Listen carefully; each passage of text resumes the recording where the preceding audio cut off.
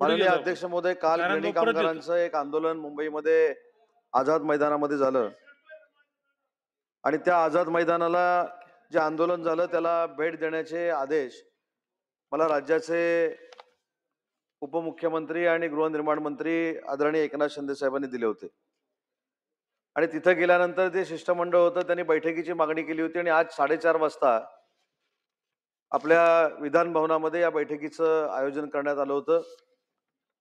माननीय उपमुख्यमंत्री एकनाथ शिंदे साहेबांच्या अध्यक्षतेखाली या बैठकीचं आयोजन झालं होतं. सगळ्या संघटनांचे प्रतिनिधी त्या बैठकीला उपस्थित होते आणि गिरणी कामगारांना घरं देण्यासाठी राजकारण करण्यापेक्षा महायुतीचं सरकार हे किती पुढे गेलेलं आहे, किती अग्रेसर आहे हे देखील संघटनांच्या लक्षात आलं. संघटनांच्या मनामध्ये दोन महत्त्वाच्या गोष्टी होत्या.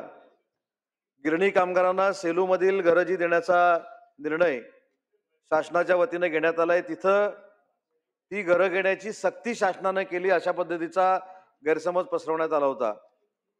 तर तिथं जे ऐच्छिक आहेत त्यांनीच तिथं घरं घ्यावी अशा पद्धतीचा शासनाचा निर्णय आहे आणि जो 2024ला तिथं जर घर घेतलं नाही तर गिरणी कामगाराचा क्लेम हा रद्द समजावा अशा पद्धतीचा एका GR मध्ये 17 नंबरचा जो अटेम्प्ट टाकलेला होता तो देखील रद्द करण्याचा निर्णय आज माननीय एकनाथ शिंदे साहेबांनी या बैठकीमध्ये घेतलेला आहे.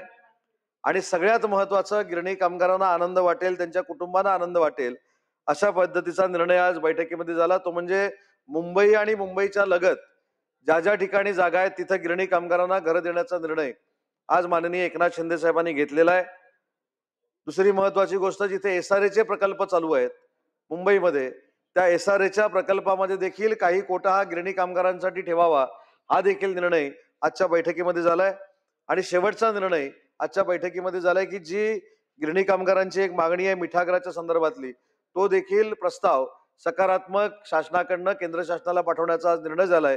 त्याच्यामुळं काही लोकांनी गिरणी कामगारांच्या आंदोलनामध्ये जाऊन राजकारण करण्याचा प्रयत्न केला, परंतु महायुतीच्या सरकारमध्ये माननीय मुख्यमंत्री देवेंद्रजी फडणवीस आणि माननीय उपमुख्यमंत्री एकनाथ शिंदे साहेबांनी आज गिरणी कामगारांना न्याय देण्याची भूमिका बैठकीमध्ये घेतलेली आहे. आणि म्हणून आपल्या सदनाच्या मार्फत, आपल्या मार्फत महाराष्ट्रातल्या तमाम गिरणी कामगारांना आजच्या बैठकीचा निर्णय कळावा म्हणून या ठिकाणी मी निवेदन केलेलं आहे. अर्धा तास चर्चा उद्या झाल्यावर तुम्हाला